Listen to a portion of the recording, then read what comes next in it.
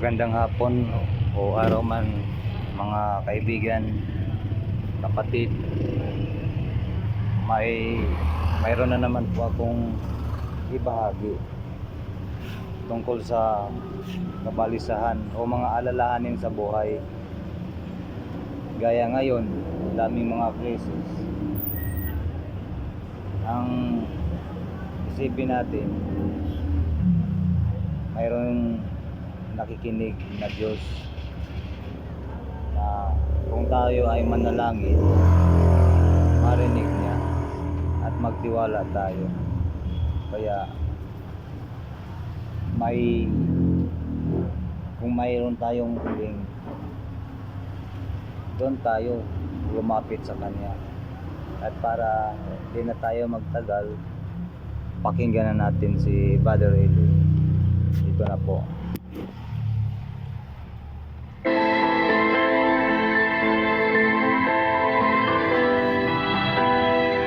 Bakit hindi tayo gusto ng Diyos mabalisa?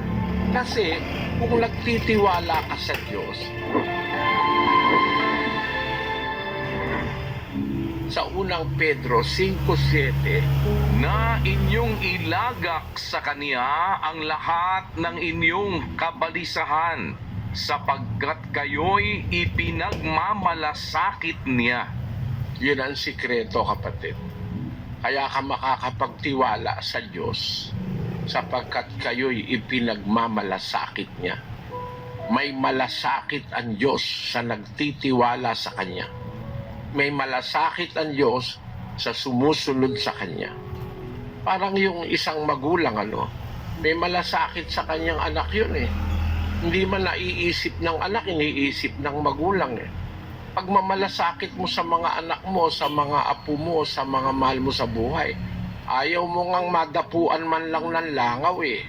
Pagka inaalagaan mo yung minamalasakit mong maliit na bata, ayaw mo man lang na iwan ng mag-isa kasi minamalasakit mo. Eh gaano na ba ang magagawa mo? Eh tao ka lang naman, meron kang hindi nakikita. Eh pag ang Diyos ang nagmalasakit, walang makakalusot doon. Walang demonyo na makakahipo man lang sa'yo pagka ipinagmamalasakit ka ng Diyos. Eh pagka sa Diyos ang tiwala mo, hindi ka matatakot. Kahit sino pang mangkukulam ang kumulam sa'yo, kahit ano pang mga manggagaway ang gumaway sa'yo, meron dyan takot na takot mabalis, takot na takot makulam. Talaga may mangkukulam eh. Nasa Biblia yun, kapatid.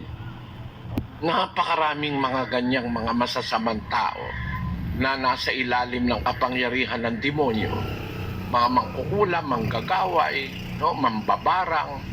Yung mga yan, nakakapirwisyo talaga sa kapwa yan pag wala kang proteksyon ng Diyos. Basahin natin ang Apokalipsis, Kapitulo 21, versikulo 8. Ngunit sa mga duwag at sa mga hindi mananampalataya at sa mga kasuklam-suklam at sa mga mamamatay tao at sa mga mapakiapid at sa mga manggagaway. Yung salitang manggagaway dyan, mangkukulam yun. Manggagaway. Meron talagang isang talata na nakalagay mismo talaga mangkukulam. 20:27 ng Levitico. Ang isang lalaki rin naman o kaya'y ang isang babae na inaalihan ng masamang espiritu o mangkukulam ay papatayin na walang pagsala. Sila'y babatuhin ng mga bato, mabububo ang kanilang dugo sa kanila. Sa Israel nung una, pag meron silang nakitang mangkukulam na inaalihan ng masamang espiritu, ipinababato yun hanggang sa mamatay. Kaya talagang reality yan sa buhay, may mangkukulam talaga. Kaya yung mga nangungulam, hindi ka rin matatakot doon. Yung mga manggagaway, mambabarang, mambabalis, yan meron talaga yan sa mundo. Kasi may masasamang espiritu. Yun ang bumabalisa sa tao, naglalagay ng takot. Pero kung meron kang tiwala doon sa Diyos, huwag kang mag-alala. Sumunod ka lang sa Diyos.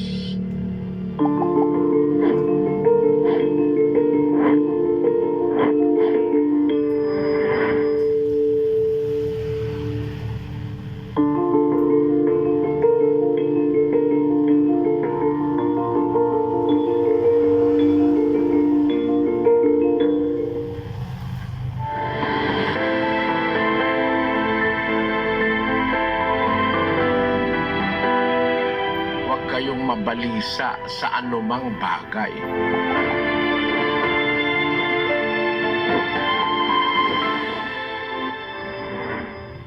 Kailangan lang magtiwala tayo sa Diyos. Mawawala yung depression, yung alalahanin. Kasi ang sabi ng Panginoong Hesus doon sa Mateo, sa 6:27, At alin sa inyo ang sa pagkabalisa ay makapagdaragdag ng isang siko sa sukat ng kaniyang buhay? yung isang siko kasi sa pamantayan ng Biblia, mula dito sa dulo ng pinakamaabang daliri hanggang sa siko, yun ang isang siko. Ginagamit na way of measure noong panahon ng una. Ang isang siko, more or less, 18 inches. Kung mag-aalala ka, mababalisa ka ng mababalisa, makakapagdagdag ka ba sa buhay mo ng 18 inches na haba ng buhay? Hindi. Hindi nakakapagdagdag ang pag-aalala. Ang pag-aalala nakakapagdagdag sa ikamamatay, depression, mga kung ano-anong alalahanin. Ano ang payo ng ating Panginoon doon sa 6:33? Datapwat hanapin muna ninyo ang kaniyang kaharian at ang kaniyang katwiran, at ang lahat ng mga bagay na ito ay pawang idaragdag sa inyo. Hanapin muna ninyo ang kanyang katwiran, ang kanyang kaharian. Lahat ng mga kailangan mo idadagdag sa iyo ng Diyos. Hindi makakapagdagdag sa buhay ang pag-aalala. Para maalis yung pag-aalala, ano ang payo ng Panginoon? Basahin natin ang 4:6 ng Pilipos. Huwag kayong mga balisa sa anumang bagay, kundi sa lahat ng mga bagay sa pamamagitan ng panalangin at daing na may pagpapasalamat, ay ipakilala ninyo ang inyong mga kahilingan sa Diyos. At ang kapayapaan ng Diyos na di masayod ng pag-iisip ay mag-iingat ng inyong mga puso at ng inyong mga pag-iisip kay Kristo Jesus. Huwag kayong mabalisa sa anumang bagay. Kahit anong bagay, dapat huwag kang mabalisa. Napakalawak nun, kapatid. Kakainin, daramitin, iinumin, tatahanan, gagastusin. Huwag kayong mabalisa sa anumang bagay. Mga bagay sa palibot-libot ng buhay natin, mga kung ano-anong mga aksidente, mga sakit, mga kung ano-anong bagay na ikinababalisa ng tao. Ang sabi, huwag kayong mabalisa sa anumang bagay, kundi sa lahat ng mga bagay, sa pamamagitan ng panalangin at daing, kalakip ang pagpapasalamat sa Diyos, ipakilala ninyo ang inyong mga kahilingan sa Diyos. Wala tayong maia-approach na iba, kundi ang Diyos. Huwag kay Maria, huwag kay Pedro, huwag kung kani-kanino. Ipakilala ninyo ang inyong mga kahilingan sa Diyos, at ang kapayapaan ng Diyos, the peace of God that passeth all understanding, the peace of God that transcends all understanding, yung kapayapaan ng Diyos na mahigit kaysa lahat ng understanding ng tao, ng doktor, ng psychologist, ng psychiatrist, ng mga espesyalista, mahigit ang naaabot ng kapayapaan ng Diyos. The peace of God that will conquer all understanding. shall keep your hearts and minds through Christ Jesus. Kaya ang kapayapaan ng Diyos na hindi masayod ng lahat ng pag-iisip, kahit kanino pang pag-iisip, pag samasamahin mo, walang kwenta. Yung kapayapaan ng Diyos na yon ang mag-iingat sa inyong puso at inyong pag-iisip kay Kristo. At pagka na kay Kristo ka, kapatid, wala ka ng worries, anxieties, mga alalahanin, kasi nagtitiwala ka na kung ikaw ay gusto pa niyang mabuhay, mabubuhay ka. Kung ayaw naman niya, kinukuha niya na ang buhay mo, wala ka namang magagawa. Doon ka lang magtiwala. At makita mo, dadagdag pa ng Diyos sa iyo yung mga pangangailangan mo sa buhay.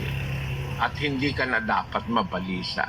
Sa Mateo uli, sa Kapitulo 6, ang sabi doon sa versikulo 34, Kaya't huwag ninyong ikabalisa ang sa araw ng bukas, sapagkat ang araw ng bukas ay mababalisa sa kanyang sarili. ang ganda-gandang salita ng Diyos. Huwag kang mabalisa sa bukas. Ang bukas ang bahalang mabalisa sa kanyang sarili. Wala ka ng preoccupations, mga problems, mga anxiety, depression, mawala. Huwag kang mabalisa.